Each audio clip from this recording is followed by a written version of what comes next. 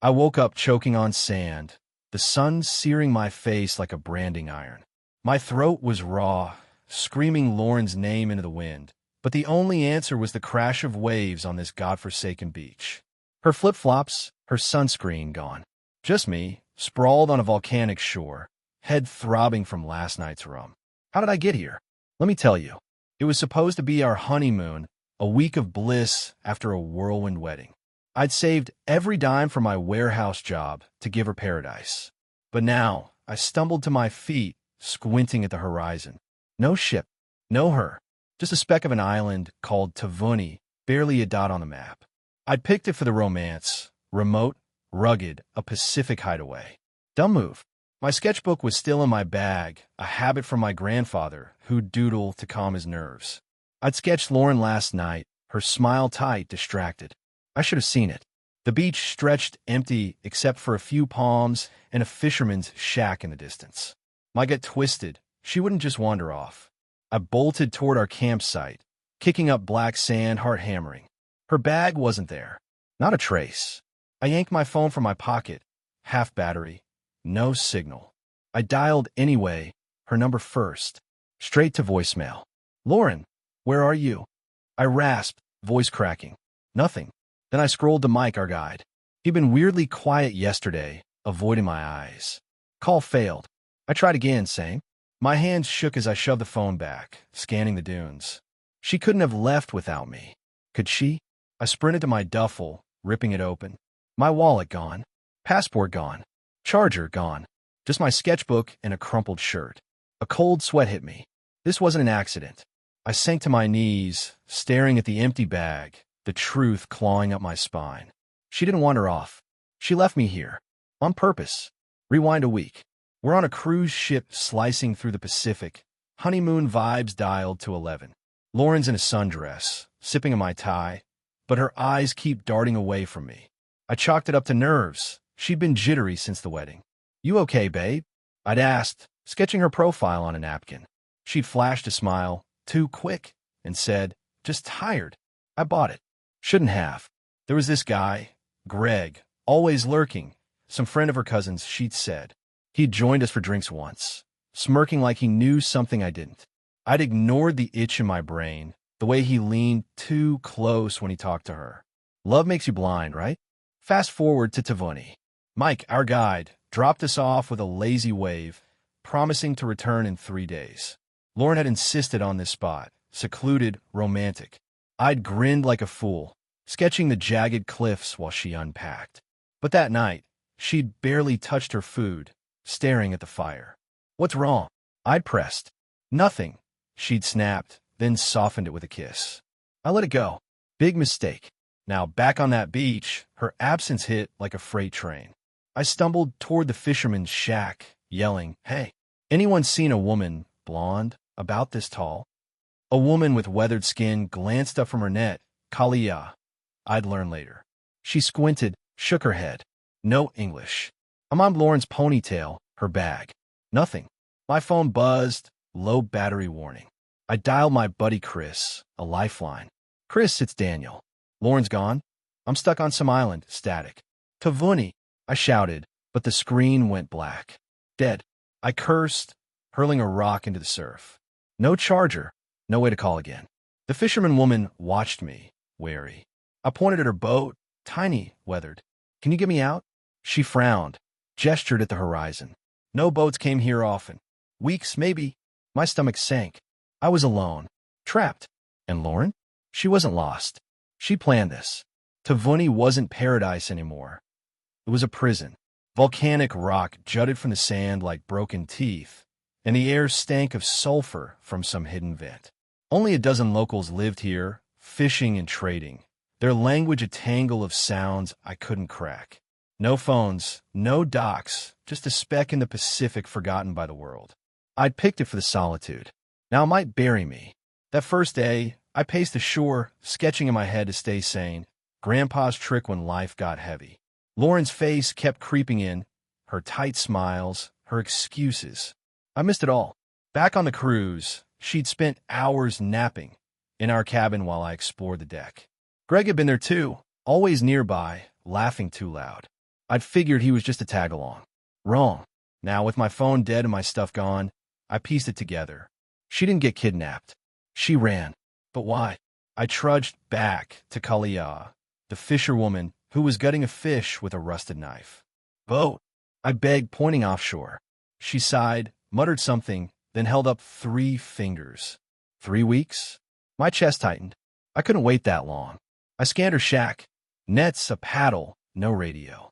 Then I spotted my wedding ring glinting on my finger. A long shot. Trade, I asked, slipping it off. Her eyes narrowed, then she nodded, tossing me a dried fish.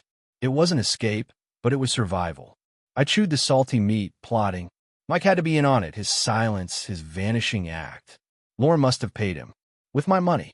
Rage bubbled up, but I swallowed it. I needed a plan. Kalia's brother, Tane, emerged from the trees, tall, scarred, glaring like I'd stolen something. He barked at her in their tongue, then at me. No trouble, I said, hands up. He spat in the sand, but Kalia waved him off. I'd have to win them over. Somehow, because if Lauren thought I'd rot here, she didn't know me at all. Night fell, and Tavuni turned hostile. The wind howled, ripping through the palms, and mosquitoes swarmed my bare arms. I huddled by Kalia's shack, sketching the cliffs in the dirt with a stick, Grandpa's calm in my chaos. My stomach growled at fish long gone. I kept replaying Lauren's last night. Her pacing, her fake yawn. I'm turning in early. I'd stayed up, sipping rum by the fire, sketching the stars. She'd slipped away then, hadn't she? Morning came, and I'd woken up alone. Now, Kalia watched me like a stray dog, tossing me a coconut. I cracked it open, gulping the water, then tried again. Boat? Please. She shook her head, pointing at Tane, who was coiling rope nearby. He ignored me, muttering to himself. I caught one word, English barely, no great. My only shot was a guy who hated me on sight. I scanned the beach, driftwood, seaweed, nothing useful. Could I build something? I dragged logs together, lashing them with vines, hands blistering. Hours later, I had a rickety raft. Tane snorted, kicking it. Dead, he said, first clear word. I glared, but he was right. A wave would shred it. Then the sky darkened, storm clouds rolling in fast. I shoved the raft toward the water anyway, desperate. The first gust hit, then rain pelting like bullets. The raft buckled, logs scattering. I cursed, soaked, crawling back to shore. Tane laughed, a harsh bark, and Kalia pulled me under her awning. Wait, she said, broken but clear. Wait for what? I slumped, sketching the wrecked raft in my mind, lines jagged with frustration. Then Tane crouched beside me, eyeing my ringless hand. You work? He asked. I nodded, wary. Teach me. He tapped his chest. English. I blinked, opportunity. For a boat. He grunted, non-committal, but it was a crack. A chance. I'd teach him, win him over, get off this rock. Because Lauren didn't just leave me. She'd underestimated me. And that was her first mistake. Days blurred into survival. I taught Tane English by firelight. Basic stuff, fish, boat, good, while he smirked at my accent. Kalia fed me scraps, and I sketched their faces in the sand, earning a rare nod from her. My hand shook less, but my mind raced. Lauren's betrayal gnawed at me. Back home, she'd been all smiles, planning this trip, kissing me like she meant it. I'd missed the cracks, her late nights at work, her hushed calls. Now it clicked. She'd played me. Tane's deal was my lifeline. Teach him, and he'd sneak me off in a month when his smuggling run hit. He wouldn't say where, just the land. Good enough. I scratched a calendar in the dirt, 28 days. But doubt crept in. Could I trust him? He'd glare 1 minute, laugh the next. Kalia whispered to him sometimes, glancing my way. Was in on something too. I shook it off. Paranoia wouldn't help. Then, one night, Tane tossed me a real prize, a fishhook. You earn, he said, voice rough. I nodded, grateful, and fished the next day, pulling up a bony catch. It felt good, control, finally. But the storm memory lingered. I couldn't risk another failure. I sketched a sturdier raft in my head, pitching it at Tane. He scoffed, no time. Fair. His boat was my ticket. Mid-lesson, he dropped a bomb. Woman paid man. Leave you. My blood froze. What man? I demanded. Guide, he said, shrugging. Mike. Lauren bribed Mike. With what? My cash, obviously. She cleaned me out. Rage flared, but I hid it, nodding like it was old news. Inside, I seethed. She left me to die. No note, no mercy. I stared at the waves, sketching her face in my mind. Sharp now, cruel. Tane clapped my shoulder. 3 weeks, he said. I forced a smile. 3 weeks to freedom. 3 weeks to plan. Because when I got off this island, Lauren wouldn't just regret this. She'd pay for it. 3 weeks on Avuni felt like years. I'd memorized every rock, every wave, teaching Tane English while the sun baked my skin raw. Friend, I'd say, pointing at him. He'd grunt, good, and we'd laugh, progress. Kalia softened too, slipping me extra fish, her eyes kinder now. I sketched her once, quick lines in the sand, and she smiled, rare and fleeting. But nights were brutal. I'd lie on the hard ground, replaying Lauren's voice, I love you, Daniel, and choke on the lie. She'd set this up perfectly. No family to miss me, no one to ask questions. I'd been a mark, not a husband. Day 20, Tane sharpened his knife, muttering about his run. Soon, he said, tapping the boat. A rickety thing, but it floated. My pulse quickened. Freedom. Then Kalia pulled me aside, her voice low. Man with woman. Big hair. She mimed a beard. My stomach dropped. Greg, that smug jerk from the cruise. He was in on it. Not just Lauren. I hadn't even suspected him here. You sure? I pressed. She nodded, firm. The betrayal doubled, a knife twisting deeper. They both left me to rot. I paced, sketching their faces in my mind. Lauren's cold eyes, Greg's smirk, fueling my fire. Tane caught me glaring at the sea. Angry? He asked. Yeah, I said, voice tight. He shrugged. Good. Strong. I clung to that. Day 28. He woke me before dawn. Now, he whispered, shoving me toward the boat. Heart pounding, I grabbed my sketchbook, my only tether, and climbed in. The engine sputtered, then roared. Kalia waved, a shadow on the shore, as we cut through the dark. Hours later, land loomed. Hawaii, Tane said, dropping me at a dock with a grunt. Luck, he called, vanishing into the night. I stood there, broke, filthy, clutching my sketches. No money, no ID, just me. But I was off that rock. Lauren and Greg thought I'd fade away. Wrong. I clawed my way up, turned their game against them. This wasn't over. It was just starting. Hawaii hit me like a slap, humid, loud, alive. I stumbled off the dock, a ghost in tattered clothes, sketchbook onto my arm. No wallet, no plan, just a gnawing need to survive. I found a diner, begged for water, and the cook, Rico, took pity. Wash dishes you eat, he said. Deal. I scrubbed plates, hands raw, sketching orders in my head to stay sharp. Lauren and Greg haunted me. Her fake tears, his laugh. Kalia's words echoed. Man with woman. They played me together, sipping cocktails somewhere while I starved. Rico noticed my focus, tossed me a burger one night. You're not lazy, he said. Got a story? I shrugged. Bad honeymoon. He chuckled, didn't pry. Weeks in, I overheard a guy at the counter, Tom, a shipping guy, griping about late deliveries. I piped up, could have rerouted through Oahu, saved a day. He stared. You know logistics? I nodded. Years at the warehouse taught me tricks. He slid me his card. Call me. I did. Next day, I'm in his office, sketching routes on a napkin while he grins. Kid, you're hired. Part-time, low pay, but a start. I rented a closet-sized room, ate ramen, and worked. Tom saw something, pushed me to pitch ideas. I did, nailing a deal that cut costs. He clapped my back. You're going places. But Lauren lingered. I'd sketch her face at night, angrier each time, wondering where she was.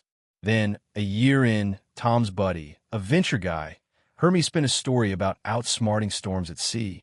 Not to Vuni, just vague enough. He laughed, handed me seed cash for a shipping side gig. Risky, but I jumped. It worked. Small hauls turned big. 2 years later, I'm running a fleet, banking real money. I'd rebuilt from nothing, sketching plans instead of her. Then one night my phone buzzed, unknown number. I answered, casual. Daniel. Her voice, shaky, desperate. Lauren. My blood ran cold. What do you want? I snapped. I messed up, she whispered. 5 years, and she's back. I hung up, hands trembling. She didn't know what I'd become. Yet, Lauren's call lit a fuse. I stood in my Honolulu penthouse, staring at the skyline I'd earned, her voice clawing up old wounds. 5 years since Tavuni, and she's sorry? I didn't buy it. Next day, she texted 100 times, pleading to meet. I ignored her, but curiosity gnawed. What happened to her paradise with Greg? I dug in. Hired a guy, ex-cop discreet, to sniff around. 2 weeks later, he slid me a file. Greg's shipping startup, funded with my stolen cash, tanked. Bad deals, worse luck. They were broke, living in a trailer outside Seattle. Lauren's "I messed up" wasn't regret. It was desperation. I smirked, sketching their downfall in my mind, lines sharp and satisfying. But there was more. The file had photos. Lauren and Greg on Tavuni, arm in arm, Mike grinning beside them. My jaw tightened. Greg wasn't just along. He was the plan. She'd never mentioned him, letting me think it was all her. Rage flared, but I kept cool. Knowledge was power. I leaned on Tom, now a partner, to cross-check Greg's old routes. Bingo! Sloppy records, unpaid debts. I could have crushed him then, but I waited. Then Lauren showed up. Charity gala, black dress, eyes hollow. "Daniel, please," she begged, grabbing my arm. I pulled back cold. "You're late." She stammered. "Greg's gone. I'm alone. I need you." Lies. I knew he was still with her, just out of sight. "How'd you find me?" I asked. She flinched. "News. You're big now." True.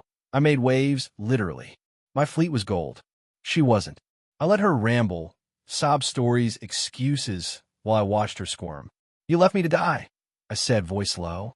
She froze, then whispered, "I didn't mean it." Bull. I walked away, her pleas fading. Next day, I met Sarah, dark hair, sharp wit, at a bar. She laughed at my dumb sketch of ship on a coaster, and we clicked. Easy real. Then she said it. "I knew a Lauren once. Blonde, selfish. You know her." My heart stopped. Lauren's college friend. The world shrank. This wasn't coincidence. It was fate. And I'd use it. Sarah's words hung there, casual but loaded. Lauren? Yeah, I knew her. I sipped my beer, masking the jolt. "Small world," I said, sketching a wave on the coaster to steady my hands. She laughed, warm, oblivious. She was a mess back then, always chasing something better. I nodded, filing it away. Lauren's past was cracking open, and I'd pry it wide. We talked hours. Sarah's a lawyer, smart, grounded, nothing like her old friend. She didn't push, just listened as I dodged my own story. But Lauren's shadow loomed. Next day she called again, voicemail, sobbing. "Daniel, I'm sorry. Greg's a wreck. Please meet me." I deleted it, but her desperation stuck. What broke them? I dug deeper. My ex-cop guy found dirt. Greg's company didn't just fail. I'd helped it along. Years back, I'd funneled cash to a rival, nudged lawsuits, all quiet. Revenge, slow and sweet. Lauren didn't know. Yet, I met Sarah again, coffee, her idea. She smiled, easy, but dropped another bomb. "Lauren called me last week, freaking out. Said you're rich now, begged me to talk to you." My grip tightened on my cup. "She's stalking me through you?" Sarah frowned. I told her to get lost. "We're not friends." She burned that bridge. "Burn how?" I pressed, casual. "She ditched me for some guy. Freshman year," Sarah said. "Bearded jerk. Total user. Greg." It clicked. Years of this, not just me. I sketched his face in my mind. Uglier now. Lauren's pattern was clear. Use, discard, repeat. Sarah touched my hand. "You okay?" I nodded, but my brain spun. Lauren wasn't just broke. She was cornered. That night, she ambushed me outside my office, mascara streaked. "I need help, Daniel, please." I stared cold. "You and Greg left me on that island." Her eyes widened. He hadn't told her I knew. "No," she stammered. "Save it." I cut in, walking off. She yelled after me, voice cracking. I didn't turn. Sarah's face flashed up. Honest, real. Lauren's game was crumbling, and I held the pieces. Time to tighten the screws. Lauren's panic was a drug. I couldn't unhear it. She'd stood there, unraveling, as I walked away, her lies exposed. Greg was the key, and she didn't know I'd figured it out. I call my ex-cop guy. Deep dive on Greg, I said. Everything. 2 days later, he delivered. Greg had no family, orphan, drifter, nobody to miss him when they ditched me. Perfect for Lauren's plan. They'd used my savings, bribed Mike, and vanished, thinking I'd never crawl back. I sketched their smug faces in my head, lines dark, jagged. But there was more. Mike's bank records, wired cash, my cash, days before Tavuni. Lauren's signature on the transfer. My chest burned. She'd forged it, bold as brass. I'd been blind. Sarah called, pulling me out. Dinner, she asked, voice light. I said yes, needing a break. At the restaurant, she leaned in, curious. You're tense. Work? I half smiled. Old ghosts. She nodded, didn't push, but said, Lauren's been texting me again. Nuts. I froze. What did she say? Sarah sighed. That you're her one true love. Total garbage. I laughed, bitter. She's delusional. Sarah smirked. Always was. We ate, talked, her warmth thawing me. But Lauren's text nagged. Why drag Sarah in? Next day, she cornered me at a gas station, wild-eyed. Daniel, I was wrong. Greg forced me. I stared, ice cold. Force you to steal my life. She flinched. He's nothing now. Bankrupt, useless. I need you. I stepped back. You needed me dead. Her mouth opened shut. Then a twist. Greg rolled up, truck rattling, beard scruffier than ever. She's lying, he growled, glaring at her. She planned it all. Lauren shrieked. You liar. They brawled right there, pathetic, clawing at each other. I watched, stunned, then walked away. Sarah met me later, brow raised. Heard Lauren's losing it, she said. I nodded, then spilled, Tavuni, the betrayal, my revenge. Her eyes widened, then softened. You're tougher than I thought. I sketched her smile in my mind, real, not fake. Lauren and Greg were imploding. Good. I make it worse. Greg and Lauren's gas station meltdown replayed in my head, two rats turning on each other. I leaned against my truck, sketching their snarling faces in my mind, lines jagged with hate. 5 years I'd built something from their ashes, and now they were dirt. Sarah texted, You okay after that circus? I grinned, typing back, better than ever. She didn't know the half of it. That night, I sifted through the ex-cop's latest haul, Greg's bankruptcy filings. Buried in the mess, a loan Lauren co-signed, defaulted hard. They'd bet big after Tavuni, lost bigger. My silent sabotage, funding their rivals, had worked like a charm. But a detail snagged me.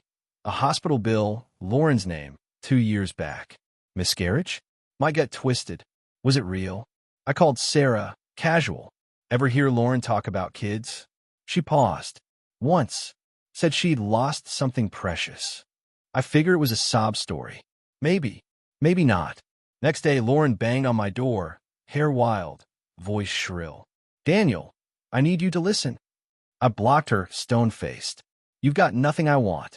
She grabbed my arm. I was pregnant, Greg's. I lost it, and he blamed me. I froze, then yanked free. So you faked it to keep him? Her eyes darted, caught. No, it was real, I swear. Lies piled on lies.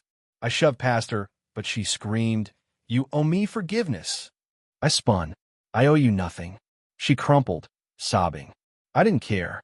Sarah met me later, brow furrowed. She's unhinged, she said. Told me you're her destiny. I snorted. She's delusional. Sarah hesitated. She hates me now, saw us together. Call me a traitor. My jaw tightened. Lauren's jealousy was a new spark, dangerous. That night, my phone lit up 100 missed calls, all her. Voicemails frantic. Daniel, I love you, come back. I deleted them, hand steady. She'd lost control, and I'd taken it. Sarah's face flashed up, calm, real. Lauren's game was over. But I wasn't done playing mine. Lauren's 100 calls buzzed like flies I couldn't swat. I sat in my office, staring at the city I'd conquered, sketching her desperation in my head. Frantic, broken. She'd gone from puppet master to puppet, and I held the strings. Sarah called, voice tight. She showed up at my place, screaming you're hers. I almost called the cops. My blood chilled. Stay away from her, I said. She's spiraling. Sarah laughed dry. Understatement. I hung up, digging into that hospital bill. A contact at the records office owed me a favor. 2 calls later, I had it. no miscarriage. Lauren had faked a pregnancy test, billed it, kept Greg on the hook. Classic. I smirked, sketching her lie in my mind, a twisted web. She played him too. Then Greg texted, first time ever. Meet me. Truth. Curiosity won. I picked a dive bar, dim and loud. He slouched in, thinner, eyes sunken. She's nuts, he rasped. Told me you'd die out there. No one look. I leaned in cold. You helped. He flinched. She had the cash, the plan. Mike was her guy. My fist clenched. You left me anyway. He shrugged, defeated. Yeah, sorry. Too late. I stood, but he grabbed my sleeve. She's got nothing left. Hates you with Sarah? That name stopped me. Sarah? He nodded. Old friend. Lauren's obsessed. I walked out, mind racing. Lauren's rage wasn't just regret. It was personal. I called Sarah, warned her again. She's jealous, I said. Dangerous. Sarah sighed. I cut her off years ago. She's always hated losing. Next day, Lauren ambushed me at a park, wild-eyed, with a photo, me and Sarah, snapped from afar. You're mine, she shrieked. I snatched it, tore it up. You're done. She lunged, clawing, but I dodged, leaving her ranting. Cops rolled up. Someone called it in. I watched them cuff her, her screams fading. Greg's words echoed. No one look. True. He had no kin, and I'd been alone. Not anymore. Sarah was waiting. Lauren's end was here. Mine was just beginning. Lauren's arrest hit the local news. Grainy footage of her thrashing, yelling my name. I watched from my couch, sketching the chaos in my head, lines sharp and final. She lost everything. Greg, her pride, her mind. I'd won. Sarah slid beside me, handing me coffee. She's a train wreck, she said, voice soft. You okay? I nodded, meeting her eyes, steady, real. Better now. She smiled, but it faded. I need to tell you something. My stomach tightened. What? She exhaled. Lauren and I were tight, college roommates. She ditched me for Greg, freshman year. Lied, stole, ghosted. I walked away. I stared, pieces clicking. You knew her that well? Sarah nodded. Enough to see her coming. When she called about you, I figured she'd hurt you too. My chest warmed. She'd chosen me over that history. Why not tell me sooner? I asked. She shrugged. Didn't want her shadow here. Fair. I touched her hand. It's not. We sat quiet, her closeness a balm.